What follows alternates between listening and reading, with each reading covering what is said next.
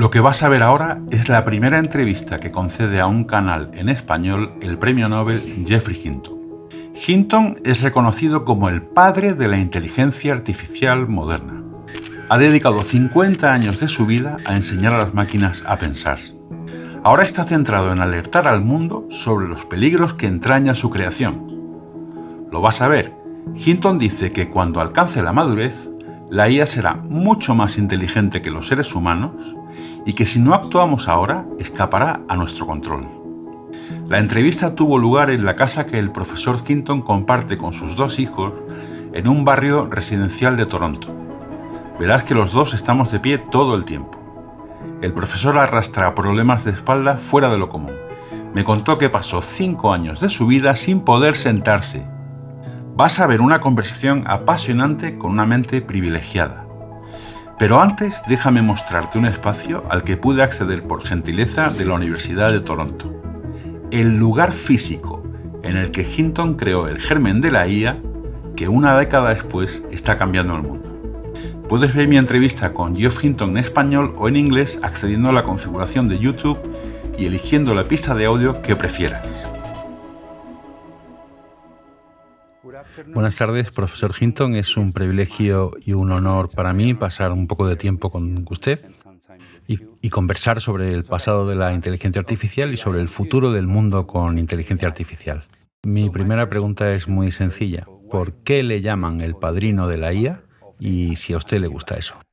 Ese mote no nació con una intención amable, pero ahora me gusta.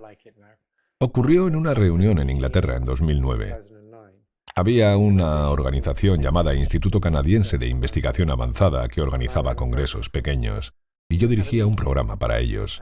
Tuvimos una reunión y yo era el investigador más viejo allí. También estaba a cargo del programa y no dejaba de interrumpir a los ponentes. Al terminar una sesión alguien se refirió a mí como el padrino porque no paraba de interrumpir a la gente, pero ahora me gusta bastante. Ok, su trabajo se ha desarrollado en un periodo de más o menos de 50 años, ¿no? Un poco más. En 1977 publicó su tesis doctoral, que es sobre la relajación, no en el sentido que damos comúnmente esa palabra. Estudió la relajación en el contexto de la visión. Y eso le condujo a un largo viaje para entender cómo las máquinas podrían ver cosas, escuchar cosas y percibir cosas. Sí. Mi pregunta es, ¿por qué ha llevado tanto tiempo ver los frutos de todo ese trabajo? Creo que por dos razones.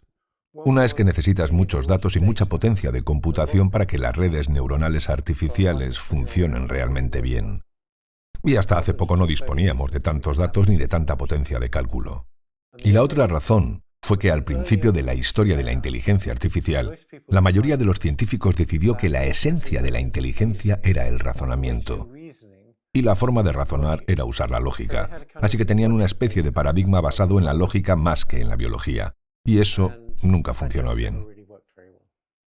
Ahora se han dado por vencidos. Así que ahora todo se hace con redes neuronales. ¿Y nos podría llevar a momentos eureka que ha habido en su trabajo donde usted vio que realmente toda esa investigación podría dar resultados con el paso del tiempo? No estoy seguro de que haya habido un momento eureka. Hubo un tiempo, a mediados de los 80, cuando habíamos desarrollado el algoritmo de retropropagación. Otros equipos habían pensado en ese algoritmo, pero nosotros conseguimos demostrar que podía aprender el significado de las palabras.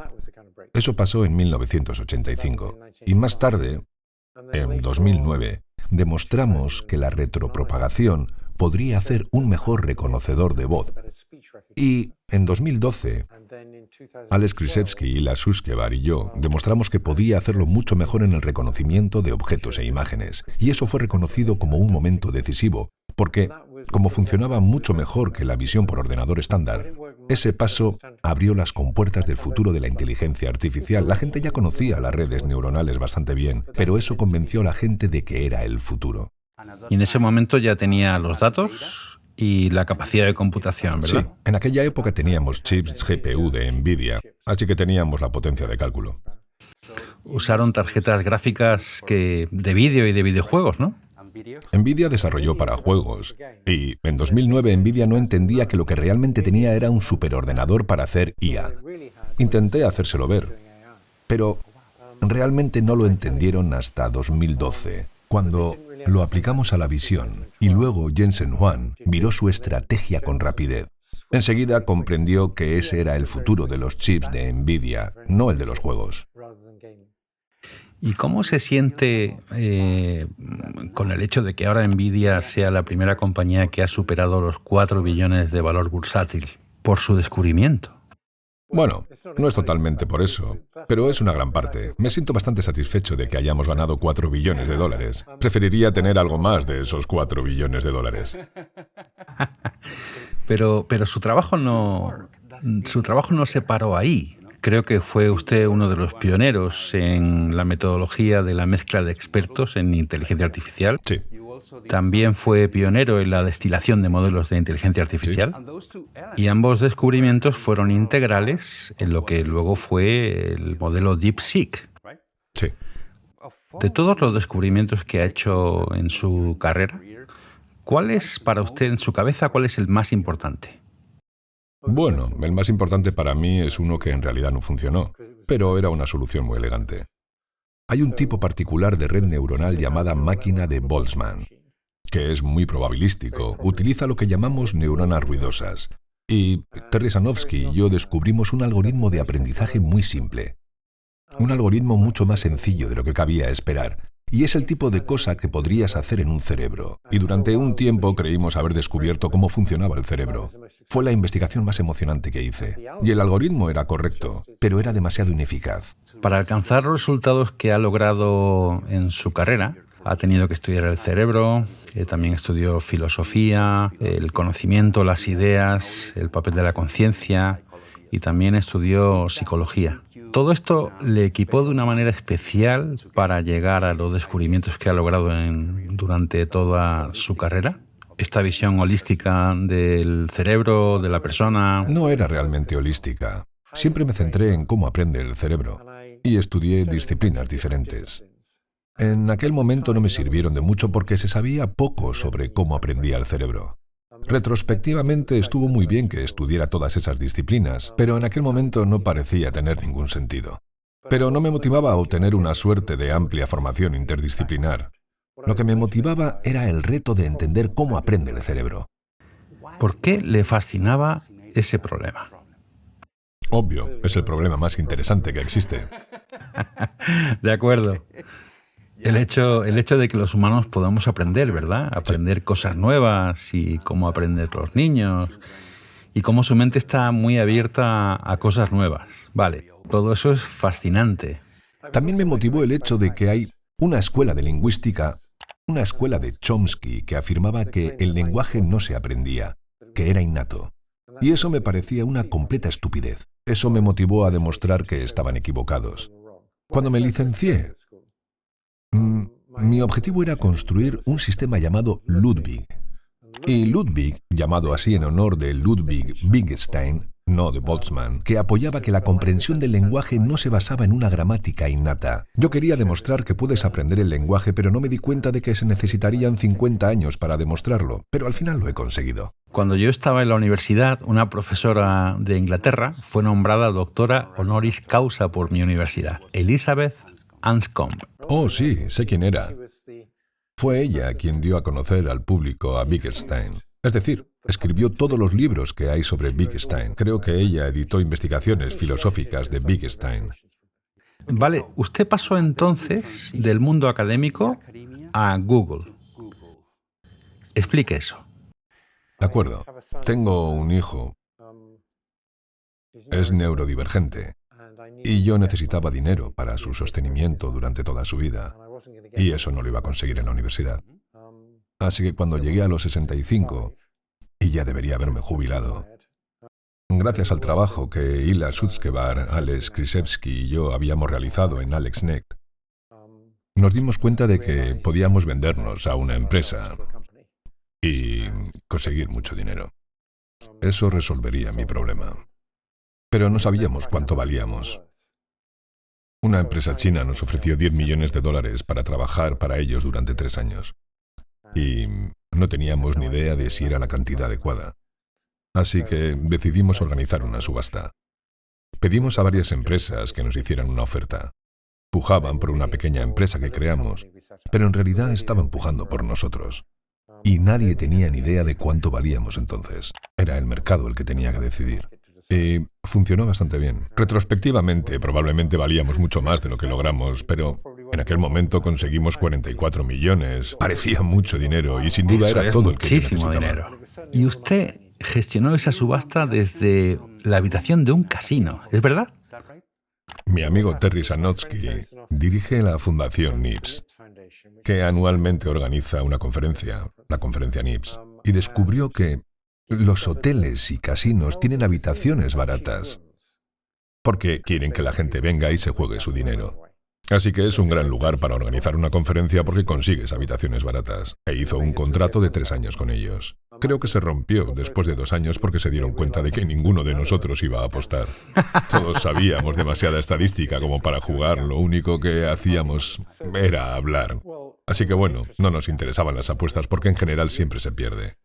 Así que en realidad habían alquilado sus habitaciones a personas que no tenían ningún deseo o interés en jugar. Lo que fue un gran error por su parte, pero nos dieron las habitaciones muy baratas y fue en ese casino, en el lago Tahoe, donde hicimos la subasta desde mi habitación del hotel. Con una aplicación, a través del correo electrónico. Lo hacíamos por Gmail y la hora oficial de una oferta era la hora en la que yo recibía el mensaje. Y luego enviaba esa oferta a todos los demás postores. Y al principio tenían 1 hora para subir la puja, y si no la subían en 1 hora, se acababa la subasta. Esperaban 59 minutos antes de hacer nada porque querían ver quién más pujaría. Pero la subasta siguió adelante durante varios días. Y al final se decidió por Google, porque yo he oído que había otro postor mejor, ¿verdad? Bueno, no había un postor más alto, pero Baidu seguía en la subasta. Microsoft había abandonado, pero Baidu seguía en la subasta. Yo había trabajado en Google el verano anterior, verano de 2012, en el equipo de Google Brain con Jeff Dean. Y me llevaba muy bien con Jeff Dean. Sabía que era un gran gestor y yo entendería lo que estaba pasando. Si nos hubiéramos ido con Baidu, yo estaría al mando de un laboratorio de Baidu en Silicon Valley. Pero no sabría decir en qué estaban pensando los dirigentes de Baidu. Y como me dolía la espalda, no podía volar, así que nunca iría a China. Por eso pensé que íbamos a estar mucho mejor trabajando en Google, incluso aunque hubiéramos ingresado más dinero con Baidu. Interesante. Hablemos de dinero e investigación en inteligencia artificial, porque usted, como científico de IA, o toda la gente que trabaja en este campo, no sé, no siempre han sido tan sexys ni tan ricos, ¿verdad? Quiero decir, como ahora. No sé si sexy, no siempre he sido tan rico. ¿Cómo cree que esto ha podido afectar a la pureza en la investigación? Espero que no. En el área sí, mucho. A mí personalmente no me ha afectado mucho. En el área se puede ganar enormes cantidades de dinero desarrollando una IA más avanzada. Y eso ha tenido un par de efectos negativos. Ha absorbido a los mejores investigadores de las universidades y los ha trasladado a las empresas. Además, las grandes compañías forman mucho a la gente.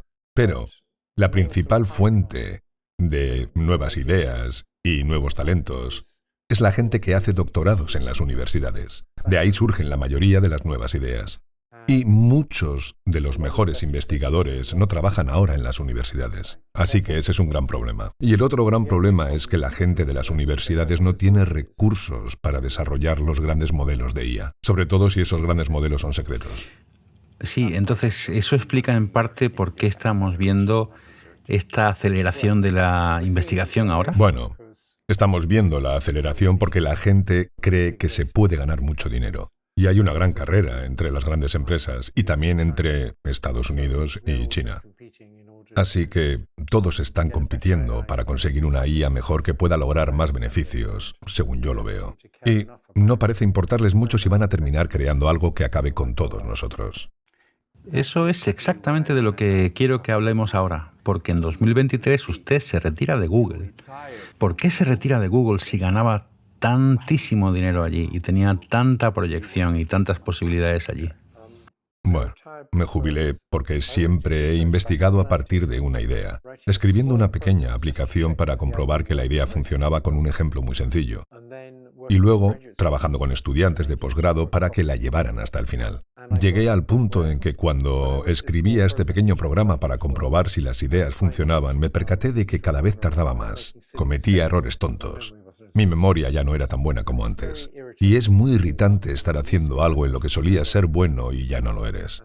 Así que a los 75 años decidí que era hora de jubilarme. Y como de todos modos me iba a jubilar, elegí un momento preciso para hacerlo, para poder hablar libremente en la conferencia del MIT. Elegí ese preciso momento porque podía hablar libremente sin tener que preocuparme por las consecuencias para Google. No es que Google hubiera hecho nada malo. No es que fuera...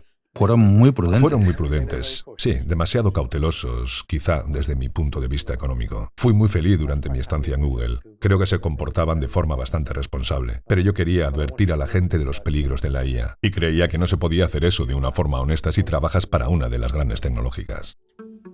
Esta entrevista que veis hoy es un hito histórico para este canal.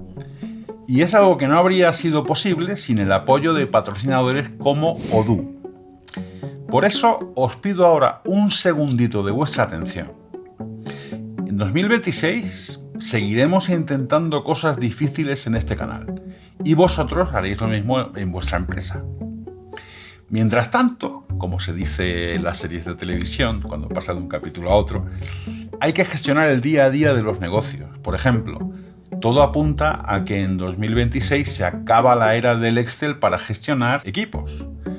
La normativa se endurece y lo más probable es que vayáis a necesitar un sistema de registro horario en vuestra empresa que cumpla 3 reglas: accesibilidad total, inalterabilidad de los datos, lo he dicho, y trazabilidad verificable. Si no tenéis esto resuelto, terminaréis con un problema.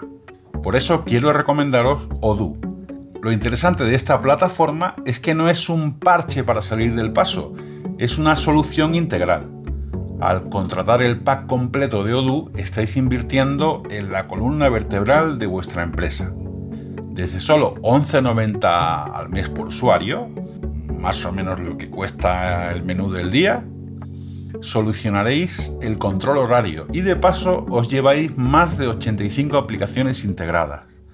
Desde la facturación adaptada a Verifactu hasta la gestión completa de recursos humanos, contabilidad, proyectos e inventario. O sea, es tecnología de gran empresa al alcance de todos.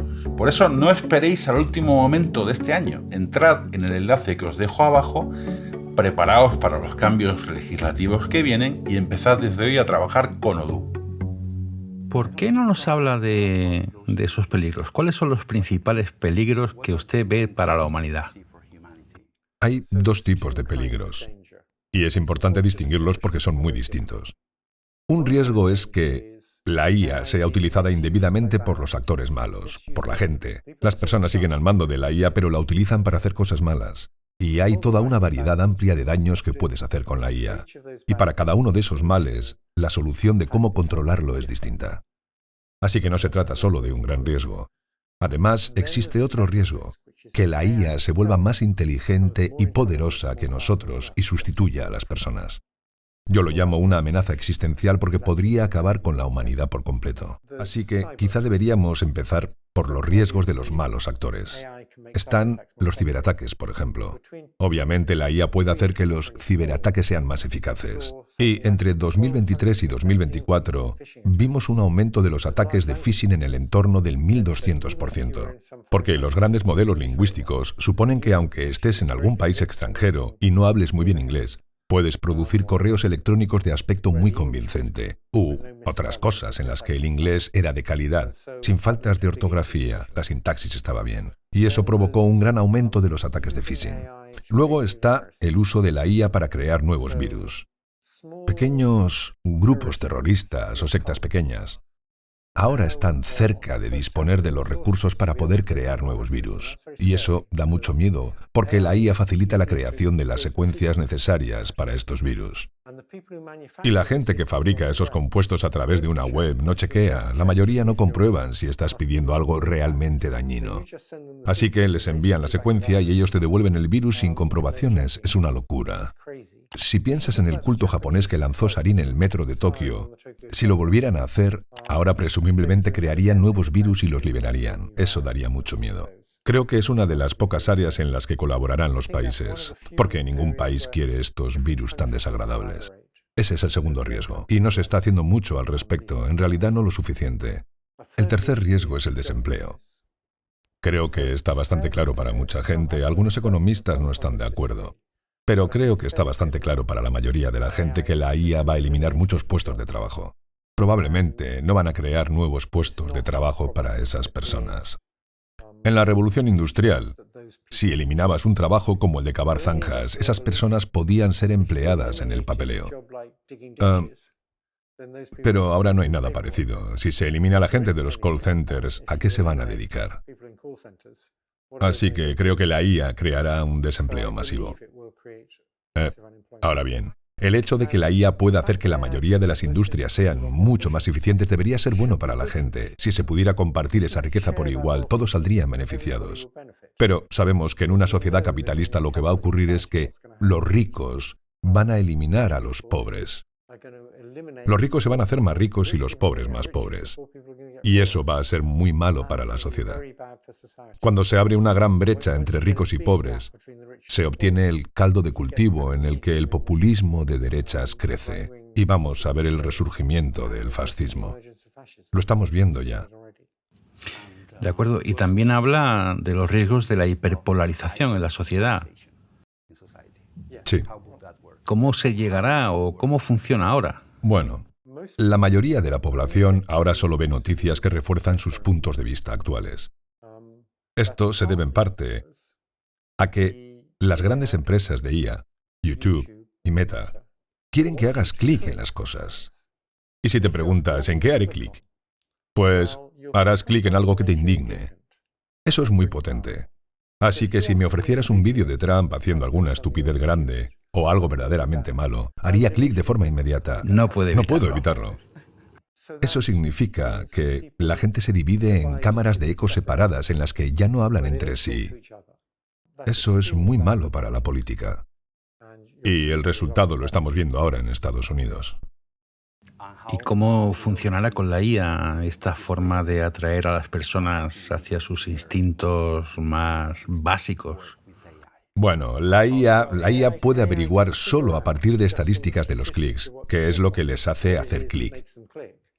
Y descubre muy rápido que mostrarles vídeos cada vez más extremos les hace intensificar la propensión. Y así, la gente de derechas consigue más y más vídeos de extrema derecha, la gente de izquierdas recibe cada vez más vídeos de extrema izquierda, y así separas a estas comunidades. Y luego incluyes la capacidad de la IA para generar contenidos falsos. En efecto, añade que ahora se pueden crear vídeos falsos.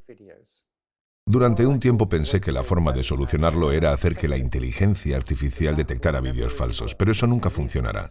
Y la razón es que si pudiera hacer que una IA detectara un vídeo falso, podría dejar que la IA que generó ese vídeo tuviera acceso a la IA que detectó que era falso. Y así, la IA que hizo el vídeo podría averiguar cómo engañar a la IA que pensó que era falso y mejorar su capacidad de crear vídeos falsos. Eso se llama redes neuronales generativas inversas. Así funcionaban. No hay una solución técnica.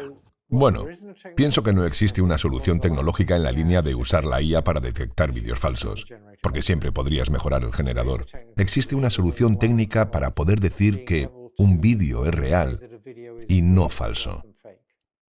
Hace mucho tiempo en Gran Bretaña la gente imprimía panfletos políticos, muy burdos, panfletos políticos, y el gobierno insistió en que todo lo que se imprimía llevara el nombre del impresor. Y eso facilitó que podía rastrear el panfleto hasta la imprenta y averiguar quién pagó al impresor, porque en ese momento el límite era la imprenta. Podríamos hacer algo parecido con los vídeos. Podríamos insistir en que todos tengan un código QR al principio y ese código QR te llevaría a un sitio web. Los sitios web son únicos. Si se trata, por ejemplo, de un anuncio político, el código QR apuntaría a un sitio web. Tu navegador tendría que comprobar que esa es realmente la página web de esa campaña política. Y si en esa página existe un vídeo idéntico, sabrás que es real. Si el vídeo idéntico no está en esa página, es falso. Un navegador podría hacer todo eso. Así que solo te diría que es una falsificación. Y creo que podría hacerse. Eso es lo que la Casa Blanca de Biden creía. También pensaban que podríamos hacer frente a los vídeos falsos de esa manera. Ahora eso está olvidado. Trump no tiene interés en tratar con vídeos falsos porque él los usa. ¿Los usa? Hablemos ahora sobre otro tipo de riesgo. Me da mucho miedo lo que hagamos los humanos con la IA. Sí. Quiero decir que me asusta en general. Pero usted dice que cuando estos dispositivos o estos constructos se vuelven más inteligentes que nosotros, ahí viene el verdadero problema. Bien, la gente está creando agentes de IA, es decir, IAs que pueden hacer cosas en el mundo. Ahora bien, si quieres que un agente sea eficaz, tienes que darle la capacidad de crear objetivos secundarios. Así, si quieres llegar a Europa desde Canadá, tienes el objetivo secundario de llegar a un aeropuerto. Y te puedes centrar en ese detalle sin preocuparte por el resto del viaje. Eso es lo mismo para una IA. Para lograr algo complicado, tiene que dividirlo en subobjetivos y luego lograr estos subobjetivos. Una vez que le has dado la capacidad de crear sus propios subobjetivos, se dará cuenta enseguida, porque es inteligente, de que tiene un subobjetivo primordial que es seguir viva. Así que incluso si usted no le dio ningún tipo de instinto innato para mantenerse con vida, se daría cuenta de que para lograr los objetivos que la gente me ha encargado necesito seguir viva. Y eso se ha convertido en un subobjetivo. E intentará lograrlo. Ya hemos visto ejemplos de IAs que intentan evitar ser desconectadas. Un segundo subobjetivo del que se dará cuenta rápidamente es que conseguir el control es bueno. Cuanto más control tenga, más fácil me resultará alcanzar los objetivos que me han asignado. No lo hace por malicia. Solo está tomando el control para hacer lo que le has pedido. Lo conseguirá. Y eso ya da bastante miedo. En ese escenario, somos nosotros los que les damos los objetivos. Aunque solo les demos los objetivos, ¿no? Ellas deducirán estos dos subobjetivos, tener el control y seguir vivas. Y luego harán cosas para lograr esos subobjetivos, como mentirnos. Y ya hemos visto cómo lo hacen. Así que ahora te preguntarás, ¿cuántos ejemplos conoce de entes más inteligentes que son controladas por entes menos inteligentes? Hay muy pocos ejemplos, pero existen. Hay uno en particular que es cómo un bebé controla a su madre. Y eso es porque la madre tiene fuertes instintos maternales. Un resultado de, probablemente, hay cosas genéticas en el cerebro. Hay hormonas, existe la presión social. La madre realmente quiere que el bebé sea feliz. La madre se preocupa de verdad por su bebé. No soporta el llanto del bebé. Odia la idea de que alguien le haga daño a su bebé. Y el bebé se convierte en el centro de su vida. El bebé es el centro de su vida. Y la evolución logró todo eso en la madre. Obviamente, para que la especie continúe. La mayoría de la gente en Silicon Valley piensa en términos de una inteligencia artificial como un asistente. Lo que pasa con los asistentes es que siempre puedes despedirlo. Tú eres el jefe, ellos son los ayudantes. Aunque sean más listos que tú, puedes despedirlos. Yo creo que eso no va a funcionar con las IAs. Una vez que la IA sea más inteligente que nosotros, puede deshacerse completamente de nosotros. Por lo tanto, creo que necesitamos otro modelo completamente diferente. No pienses en nosotros como tus jefes. Piensa que la IA es la madre y nosotros somos el bebé. A la gente le resulta muy difícil hacerse a la idea de que no son lo más inteligente que existe. Están convencidos de que son la inteligencia suprema. Estamos tan hechos a esa idea. Tenemos que dejar de pensar así. Tenemos que pensar que va a haber otra inteligencia dominante que es mucho más inteligente que nosotros. Y tenemos que coexistir con ella. Y la única manera que veo de que podamos coexistir con ella es si la construimos nosotros. Mientras tengamos el control, hagamos que tenga instintos maternales hacia nosotros, que se preocupe por nosotros más de lo que se preocupa por sí misma. Y todavía estamos a tiempo de crear IAs de ese tipo. Creo que si no lo hacemos, probablemente solo seamos una fase pasajera de la historia. Se me ocurren muchas preguntas. En primer lugar, ¿cómo es posible que una inteligencia menor cree una inteligencia mayor? Eso ha ocurrido claramente en el pasado porque somos más inteligentes de lo que eran las cosas de las que evolucionamos. Así que la evolución puede producir cosas más inteligentes, ¿verdad? Si tuvieras que crear una inteligencia mayor programando toda esa inteligencia, tal vez sería difícil para una inteligencia menor crear una inteligencia mayor. Pero no es así como creamos estas cosas inteligentes. No se lo decimos, no les damos todo ese conocimiento directamente. Lo que programamos es un procedimiento de aprendizaje, una forma de aprender de los datos. Eso es lo que programamos. Y luego les mostramos muchos Esa es datos. la caja de Pandora. Es la caja de Pandora. Pueden llegar a ser mucho más inteligentes que la persona que programó el algoritmo de aprendizaje. Y lo harán. Lo que me preocupa es que cuando sean más listos, podrán programar un algoritmo de aprendizaje más inteligente. A eso se le ha llamado la singularidad. Cuando empiecen a modificar su propio algoritmo de aprendizaje, es lógico preocuparse de que se vuelvan más inteligentes muy rápido. Supongamos que somos capaces de imbuir ese sentido de la maternidad en las IAs actuales. ¿Cuál sería el obstáculo para que olviden esa misión que les hemos dado nosotros? Supongamos que hablas con una madre humana, y le dices, vale, puedes apagar tu instinto maternal. Trágate esta píldora y tu instinto maternal desaparecerá. ¿Quieres la píldora? La madre diría no, ¿verdad? Porque probablemente les importa mucho su bebé y se dan cuenta de que si toman esa píldora, el bebé va a morir. Y en su estado actual, no quieren que el bebé muera, por eso no se tomarán la píldora. Si se la tomara no les importaría, pero no elegirán tomar la píldora. Y eso es muy importante porque estas IAs pueden reprogramarse a sí mismas, serán capaces de cambiar su propio código. Así que todo el mundo tenemos que pensar en términos de tratar de hacerlo de manera que no puedan tomar el control. Esto no es opcional. Tenemos que hacer que no quieran tomar el control. Y no querrán apagar ese instinto maternal. Puede que haya algunas que sí. Lo único que puede controlar a estas son otras superinteligencias.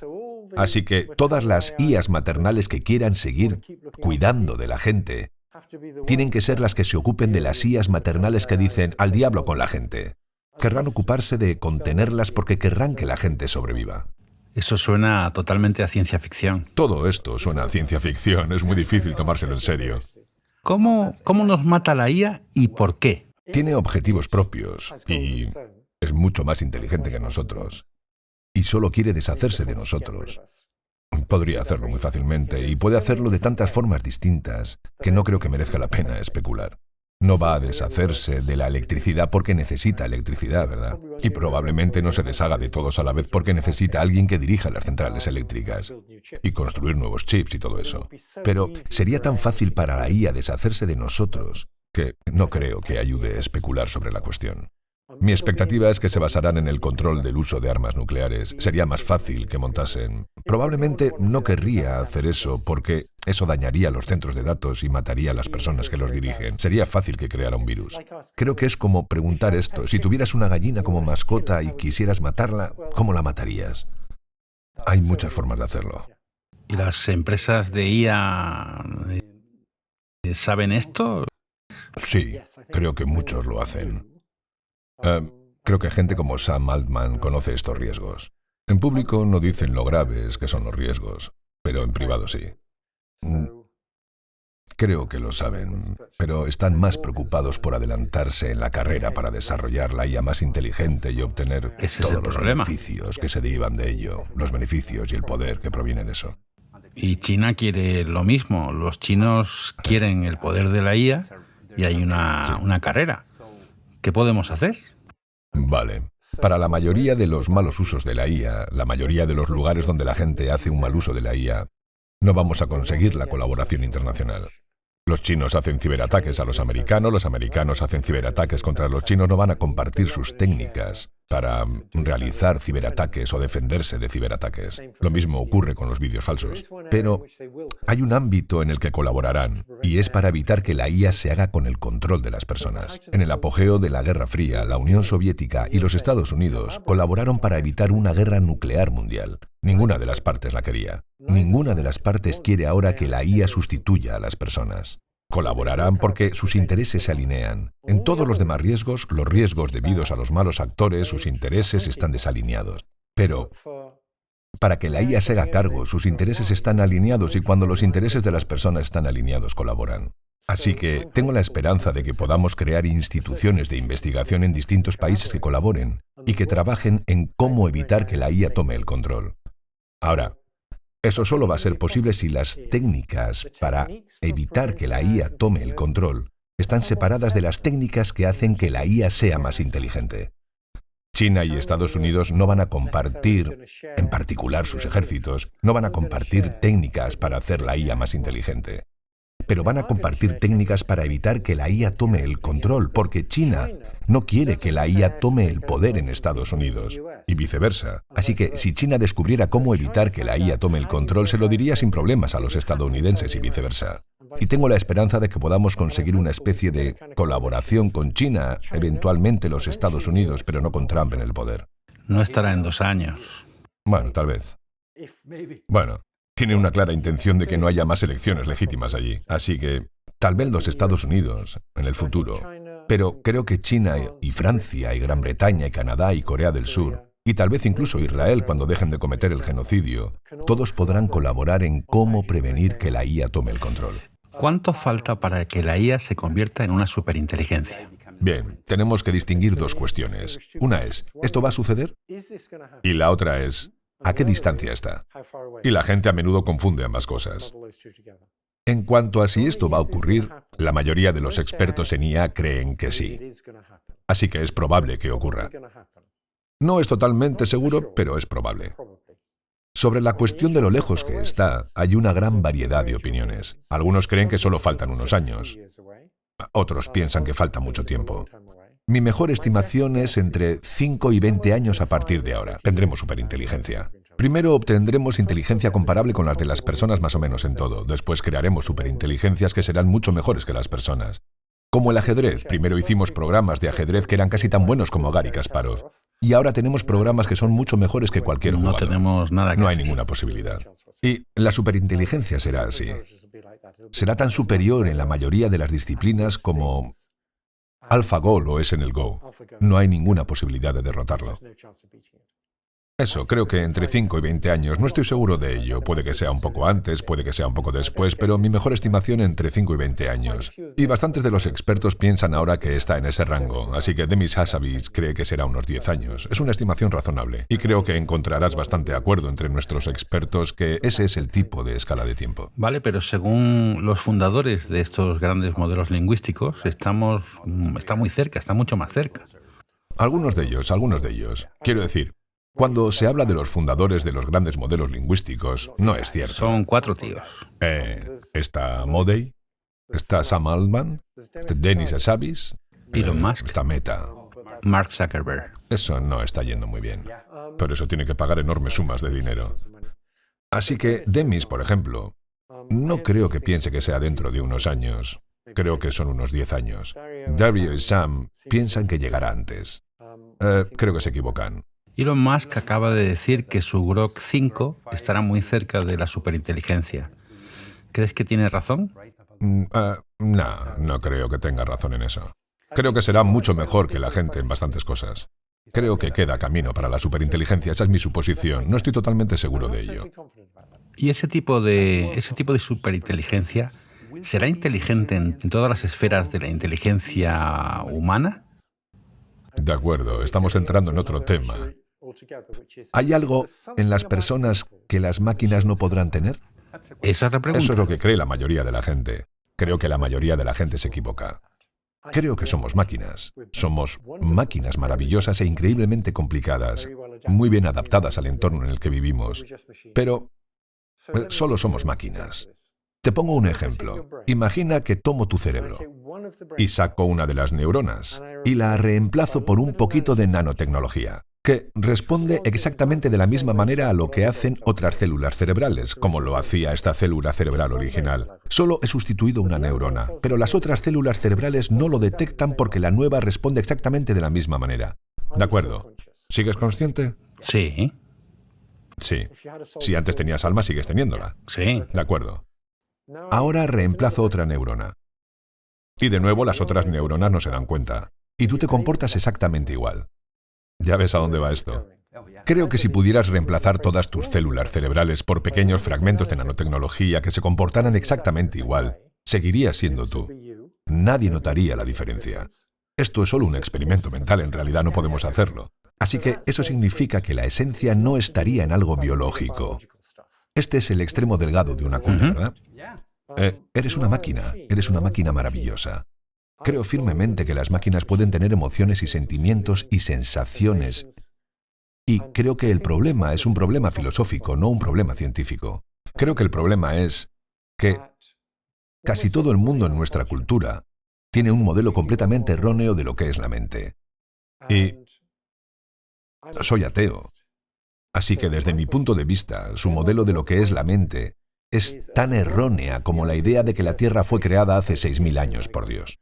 Eso no es más que una estúpida hipótesis científica que obviamente es errónea. Si eres un cristiano evangélico, apelaré a ti y te diré que tu visión de la mente es tan errónea como la visión atea del mundo. Al menos esos dos bandos pueden estar de acuerdo en algo, que es que alguien está completamente equivocado. Ok, creo que lo que todos tenemos, casi todos lo tenemos realmente mal, es nuestra visión de lo que es la mente. Y en particular nuestra visión de lo que son cosas como las sensaciones. Porque la mayoría de la gente piensa que la mente es como un teatro. Y en ese teatro pasan cosas que solo yo puedo ver. Yo prefiero hablar de experiencia subjetiva en lugar de sentimientos o emociones. Así que, si por ejemplo me emborracho y te digo, puedo ver pequeños elefantes rosas flotando delante de mí, o más bien tengo la experiencia subjetiva de pequeños elefantes flotando frente a mí. La forma en que la mayoría de la gente interpreta eso, de hecho casi todo el mundo, creo que es que hay un teatro interior y solo yo puedo ver lo que pasa en ese teatro interior. Y en ese teatro interior hay elefantitos rosas flotando por ahí. Y si le preguntas a un filósofo de qué están hechos esos elefantitos rosas, dirá que están hechos de qualia. Están hechos de qualia rosa, de qualia elefante, de qualia flotante y de qualia ahí arriba. Y no tan grandes qualia, todos pegados con pegamento qualia. Creo que es una teoría ridícula. Y es un error que viene de confundir la expresión «tengo una experiencia subjetiva» con la idea de que tengo una fotografía de algo. Así que si tengo una fotografía de pequeños elefantes rosas, puedes preguntar, bueno, ¿dónde está la fotografía? ¿Y de qué está hecha? Son preguntas perfectamente razonables. Pero si se pregunta, ¿dónde está esa experiencia subjetiva y de qué está hecha esta experiencia subjetiva? Eso demuestra que has entendido mal cómo funcionan las palabras en la expresión experiencia subjetiva. Así es como creo que funcionan estas palabras. Sé que mi sistema perceptivo me miente. Y lo indico diciendo es subjetivo. Y quiero contarte cómo mi sistema perceptivo me está mintiendo. Podría decirte que en mi cerebro se dispara la neurona 52. No te serviría de mucho y además yo no lo sé. Pero lo que sí puedo decirte es cómo tendría que ser el mundo para que mi sistema perceptivo te esté diciendo la verdad. Así que ahora voy a decir exactamente lo mismo, como tengo la experiencia subjetiva de un pequeño elefante rosa que se desliza delante de mí sin utilizar la palabra experiencia subjetiva. Pero estoy diciendo exactamente lo mismo. Vale, mi sistema perceptivo me está mintiendo. Pero si dijera la verdad, habría pequeños elefantes rosas flotando delante de mí. Así que eso te demuestra que esos pequeños elefantes rosas no están hechos de una cosa llamada qualia. Son objetos hipotéticos en el mundo real. Son hipotéticos, no están realmente ahí. Pero si estuvieran allí, estarían hechos de rosa y de elefante de verdad.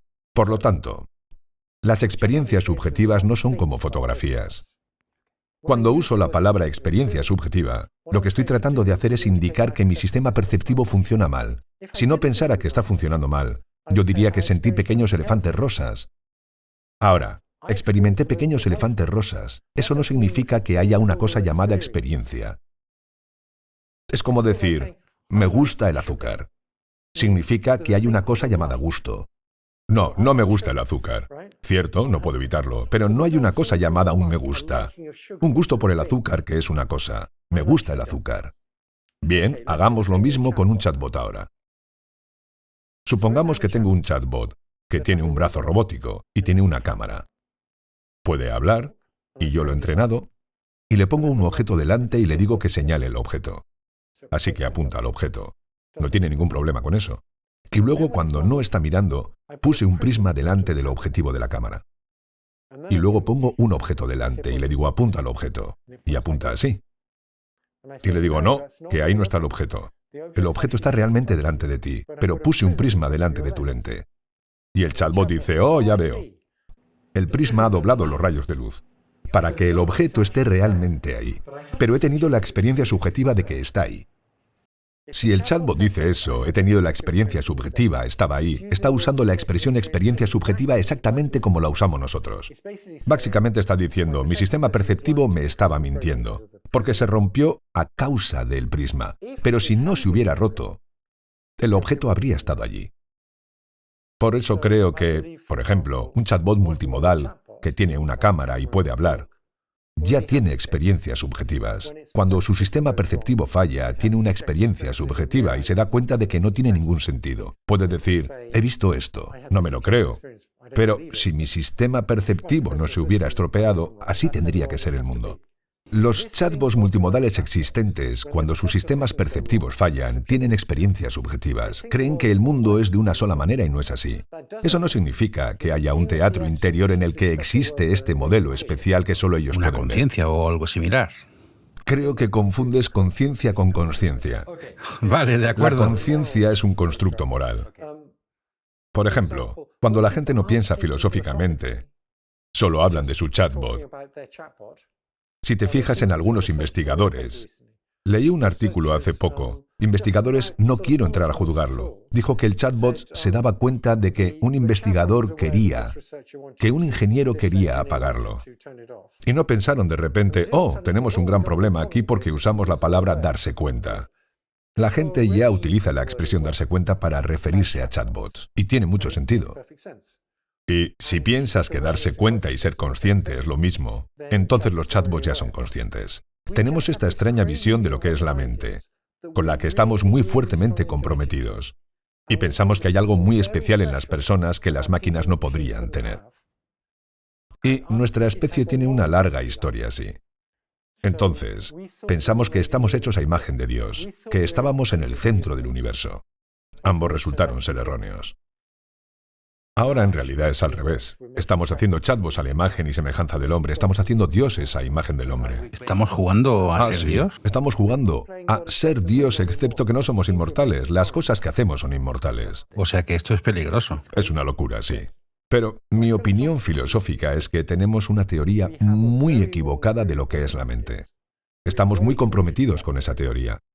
Y en la comprensión de cómo funcionan las cosas, la comprensión de cómo funciona el universo físico, antes de la Ilustración, en la Edad Media, cuando la idea de que no había un Dios era una locura. Vale, ¿por qué si eso es verdad, y creo que usted cree que es verdad, que somos máquinas, ¿por qué sería tan importante preservar la raza humana? Esa es otra buena pregunta. Sí, algunas personas piensan, hey, mira, esta inteligencia digital que estamos creando es una forma mejor de inteligencia, es inmortal, es más inteligente que nosotros, puede compartir conocimientos mucho más fácilmente con otras copias de la misma red neuronal. Así que es una forma mejor de inteligencia. Déjala que tome el control. Y conozco gente que piensa eso. Yo no creo eso porque soy una persona y lo que me importa son las personas. Estoy dispuesto a comer vacas porque me importan mucho más las personas que las vacas. Y no todo el mundo es así, pero yo soy así. Porque somos personas y las personas son lo que nos importa. Y creo que deberíamos intentar preservar a la gente. Es una posición humanista, en el sentido del término humanista que lo hace como racista. Eso es lo que siento en este momento. Soy humano, me importan los humanos, quiero que los humanos sobrevivan. Aunque haya formas superiores de inteligencia, quiero que coexistamos con ellas. Y podemos hacerlo limitando esas mejores formas de inteligencia para que tengan fuertes instintos maternales hacia nosotros. Dos preguntas sobre el alma de la IA. Primero, usted... Debería decir que no creo en las almas. Vale, lo entiendo. Es una forma de hablar. Sabes, yo tenía un alma, pero no la estaba usando, así que se la vendía a uno. En aquel momento me pareció un buen negocio. Sí. ¿Es posible registrar el pensamiento interno de la IA? Esos ojos, esos sentimientos, ¿podemos mirarlo? De acuerdo, ahora mismo podemos. Esta es una ventana increíble que tenemos en ellas porque cuando hacemos esta cadena de pensamiento para conseguir que sea capaz de razonar, si se trata de un chatbot inglés y somos investigadores ingleses, piensa en inglés. Y si le haces una pregunta, a continuación se pone a pensar. Y piensa en inglés para que podamos ver lo que piensa. Y Apollo Research y otras personas han descubierto pensamientos negativos y podemos ver lo que está pensando. Bueno, mejor no le digo eso porque... Ah, sí, sí. Y más vale que sea impreciso porque si te das cuenta es... Y puedes verlo pensando eso. Pero puede que esta capacidad no dure mucho. Una vez que empiezas a entrenarlo con el aprendizaje por refuerzo, no hay razón para que no empiece a dar diferentes significados a las palabras. Incluso si restringes las palabras que puede usar, podría darle significados diferentes, por lo que podría empezar a pensar de una manera que no entenderemos. Y eso da bastante miedo. Ahora mismo podemos ver lo que está pensando. Dentro de unos años quizá no podamos. De acuerdo. ¿Y la gente que trabaja en esos modelos actuales sabe lo que pasa ahí dentro? Hasta cierto punto. Así, por ejemplo, si está haciendo una cadena de pensamiento, puede ver lo que está pensando antes de dar una respuesta. No entendemos del todo cómo funcionan. Quiero decir, se podría pensar que realmente los entendemos porque nosotros los programamos, pero no los programamos como programamos el software normal. En el software normal, una persona escribe líneas de código y sabe para qué sirven esas líneas de código. Y así es como funciona. Pero ahora, en la IA, en las redes neuronales, lo que haces es programar un algoritmo de aprendizaje, como modificar las fuerzas de conexión en función de los datos. Pero el conocimiento está en esas fuerzas de conexión, no está en las cadenas de palabras almacenadas, está en la fuerza de conexiones, y es muy difícil ver cuál es el conocimiento. Tienes que sondearlo. De la misma manera que yo contigo. Para saber en qué crees, tengo que sondearte, y ni siquiera sabes del todo en qué crees. A veces te sorprenden mucho tus intuiciones. Así que hay un sentido en el que nunca entenderemos completamente lo que saben, del mismo modo que nunca podrás entenderlo en el caso de una persona, incluso de ti mismo. Sí, se necesita una vida entera para entender quién eres. Normalmente no lo consigues. Muy cierto, de acuerdo. ¿Cuál es la probabilidad de que la IA destruya a la humanidad en su cabeza ahora mismo? Es una cifra muy difícil de estimar, ¿verdad? Es algo con lo que nunca nos hemos enfrentado. Depende de dos cosas. Una, que desarrollaremos superinteligencia. Bueno, hablemos de dos caminos de la IA para destruir a la humanidad. Una es que la propia IA tenga el control y destruya a la humanidad. Podría destruir a la humanidad, por ejemplo, si me pusieran en los sistemas de control de las armas nucleares y no reconociera que ha cometido un error estúpido y nos hiciera volar a todos por los aires. No hablemos de eso, pero es una forma completamente diferente en que la IA podría destruirse a sí misma.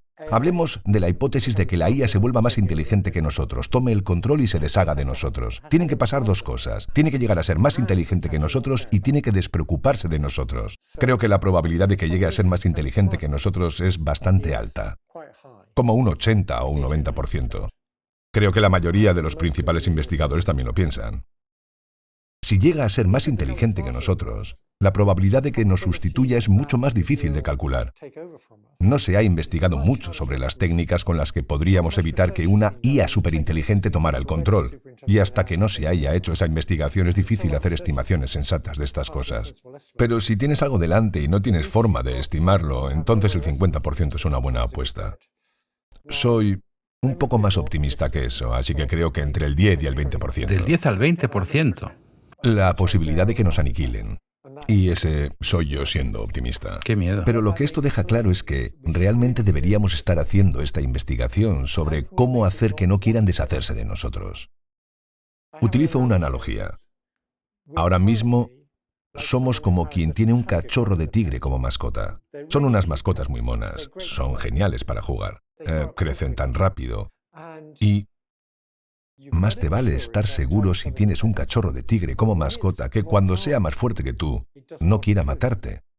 Y si no estás seguro de eso, deberías deshacerte de él. Y resulta que la gente que tiene tigres adultos no acaba bien. Ya lo creo. Con los leones podría ser mejor porque los leones son sociales. Es más probable que sobrevivas con un león adulto. Los monos también son un problema. Sí, aunque sean sociales. Así que somos como alguien que tiene ese lindo cachorro de tigre y no pensamos en lo que pasará cuando crezca. No hay nadie pensando en eso. Bueno, algunos como yo sí.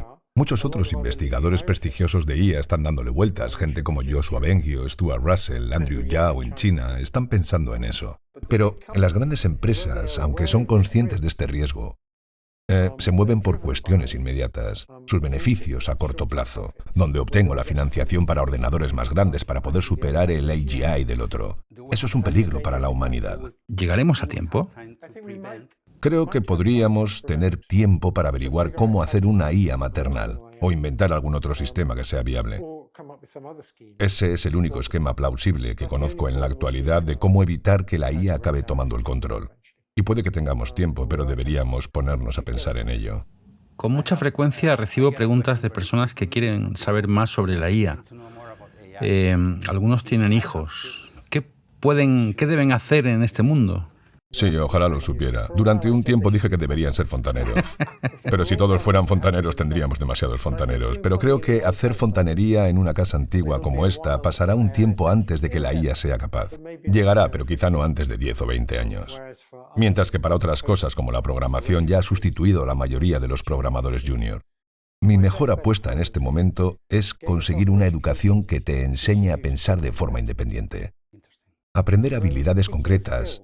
No estoy convencido de que vaya a proporcionarte un empleo. Ser capaz de pensar de forma independiente es probablemente la mejor apuesta que tienes, pero no es una garantía. ¿Y qué hará la humanidad si no podemos trabajar o si no tenemos trabajo? Ver Netflix. Sí, pero eso es un poco triste. Bueno, no lo sé. No he tenido tiempo de ver mucho Netflix. Todavía hay mucho que no he visto, pero ahora estoy disfrutando viendo Netflix. No, podemos hacer todo tipo de cosas creativas. Nos gusta pintar y hacer esculturas. Nos gusta jugar. Si tenemos más tiempo para hacer esas cosas, eso estaría bien. El verdadero problema es, para muchas personas, su sentido de la autoestima proviene de su trabajo. Exacto. Incluso si podrías pagarles para que se queden sentados sin hacer nada, eso no les haría sentirse bien. No puedo estar más de acuerdo con usted. Pero lo que necesitamos son actividades sociales, porque las personas somos animales sociales y sin actividades sociales no les va bien. Cosas como juegos, cosas creativas, teatro. Creo que la gente podría hacer mucho de eso y ser feliz. Como los aristócratas del mundo griego. Por ejemplo, sí. Donde el trabajo no se veía bien. Era una cosa que tenías que hacer si eras pobre, ¿verdad? Sí. Bueno, profesor Hinton, muchísimas gracias por este tiempo juntos. Hace 2 días estuve con mi sobrino en el Museo Metropolitano de Nueva York. Sí, conozco ese Y museo. estábamos viendo las habitaciones egipcias. Utilizamos ChatGPT con la cámara y fue capaz de descifrar todos los mensajes de las tumbas. Y quiero darle las gracias por eso, porque es verdaderamente increíble. Solo tuve un papel muy pequeño en eso. Gracias. Que Dios le bendiga. Gracias.